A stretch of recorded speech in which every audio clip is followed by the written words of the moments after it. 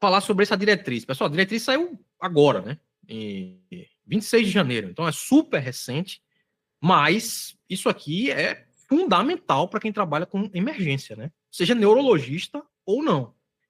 E se você vai ler a diretriz, aqui é uma diretriz bem extensa, não é fácil a leitura, não é rápida a leitura, né? Dessa diretriz.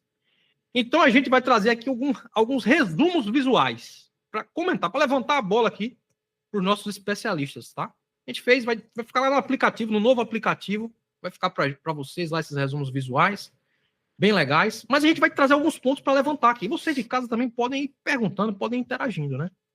O primeiro que eu ia trazer de destaque, viu, João Maramelha, é com relação à escolha do agente trombolítico.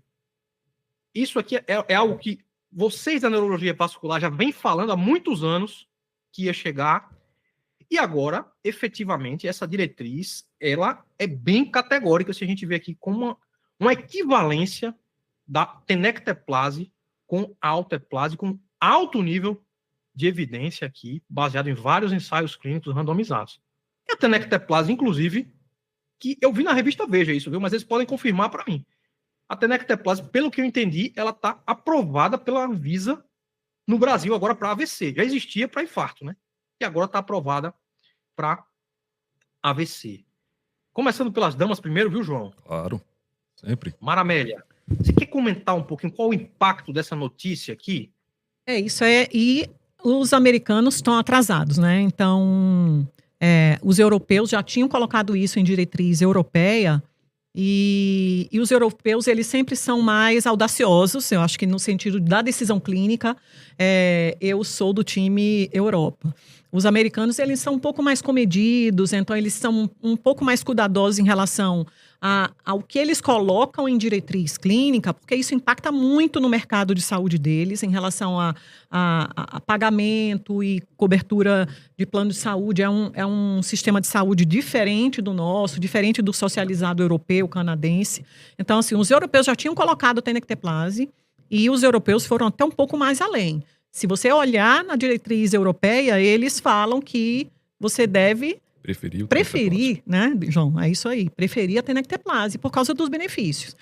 Os americanos são um pouco mais comedidos, então eles colocam que está ali, linha a linha, tenecteplase e alteplase. Eu não sei se o João quer comentar alguma coisa. Exatamente. Esse é um ponto interessante, né, doutora Mara? Porque a gente definitivamente não é que a gente ainda tenha sepultado o alteplase, mas a grande dúvida que havia é se a gente poderia sepultar ou quando a gente iria sepultar o alteplase.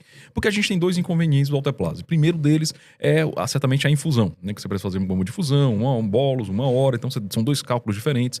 Tem a questão do consumo do fibrinogênio, né, ele utiliza a via do PAI-1, e tem a questão do fibrina específica, ou seja, ele não parece interessante para grandes vasos.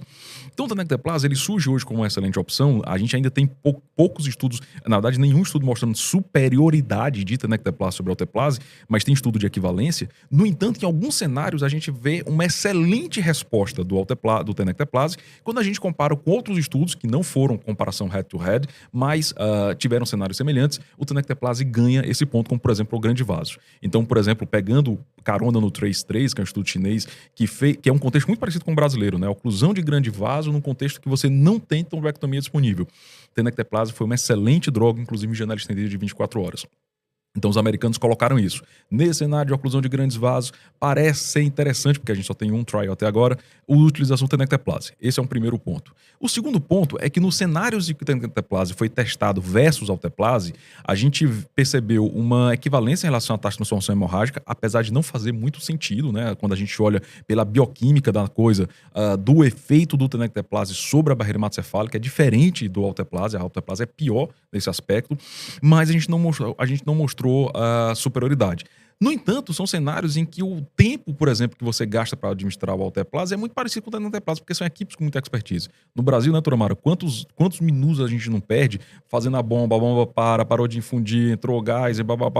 Então, a gente acredita que quando você joga o tenecteplase no contexto feito nosso, contexto brasileiro, quando você diminui o que é o contexto do ceiling effect, né, efeito teto, você certamente tem um efeito muito melhor. Então, definitivamente, a tenecteplase aparece como uma excelente sugestão em alguns cenários superior ao alteplase. Agora, isso que você falou é muito importante. A Anvisa liberou Está aprovado pela Anvisa. Vai sair a versão tenecteplase para neurologia. Isso é muito importante. Gente, a gente não pode ainda fazer tenecteplase no Brasil. Por quê? Nós não temos ainda tenecteplase o frasco de 10, 25 né? miligramas, 25 que é a ampola de 25 miligramas para neurologia. O que a gente tem é a apresentação para cardiologia. E são ampolas com 50. miligrama maior, são ampolas que vêm já com a seringa pronta. Então, é um sistema, é uma logística diferente. Inclusive, isso é um ponto muito importante.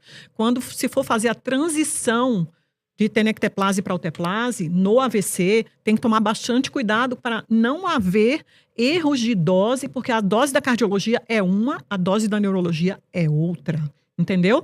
Então, eu posso fazer tenecteplase chegar amanhã um paciente com AVC isquêmico?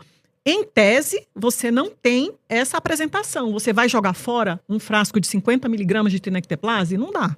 A gente está no Brasil, não dá. Então, a gente precisa esperar realmente essa apresentação da neurologia, tá? Excelente. A gente tem que ter esse cuidado com a custo-efetividade das coisas também, né? E só para deixar claro, na diretriz, inclusive, ele coloca lá, né? Que a dose de 0,4 miligramas por quilo da tenecteplase, ela não é recomendada. Ele coloca um trato 3. Exato. Então, o que eles falaram aí é muito importante. Não, a dose é a dose neurológica de 0,25. Então, assim, tem que tomar bastante cuidado com isso. Inclusive, na hora que você transiciona, o que é recomendado é que um serviço que vai fazer trombolítico, ele faça com um tipo de trombolítico, ele não faça com os 2 tipos, porque isso pode confundir na hora de você fazer a aplicação, de calcular a dose. E todo esse esquema de logística é interessante que você transicione de um dia para o outro, tá? É isso. Os americanos já não usam mais alteplase há muito tempo, né? Então, assim, já faz pelo menos uns 2 anos que eu sempre ouço dos colegas americanos que não tem mais alteplase rodando ali pelo hospital, é só realmente tenecteplase. Por isso é que eu achei estranha essa recomendação deles, de colocar tenecteplase igual a alteplase, porque assim, no mundo real deles, não tem mais alteplase, é tenecteplase. Europa também. E eu acho, assim, realmente, essa questão da superioridade estatística, né, tem estudos diferentes. Eu vi até uma revisão sistemática na Neurology, no final de 2024, que ela mostrava uma certa superioridade até da tenecteplase. É leve, mas tinha uma certa superioridade. É pequeno, mas se você juntar o número de pacientes em relação à recanalização, segurança e até o tempo porta-agulha, reduz por causa dessa logística melhor. É um bolo só, né? Então, assim...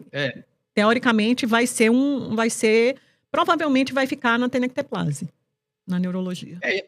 E assim, para terminar aqui, como generalista falando, né, eu acho que realmente existe um potencial até de revolucionar o acesso ao tratamento trombolítico no Brasil. Eu vejo que muitos colegas, eles têm insegurança com a alteplase, com aquele protocolo da alteplase ali. Então, a tenecteplase, ela tem essa questão, essa facilidade, essa comodidade posológica, né, que isso pode ajudar bastante no acesso dos pacientes, né? Você sabe se o preço é muito diferente, amigos?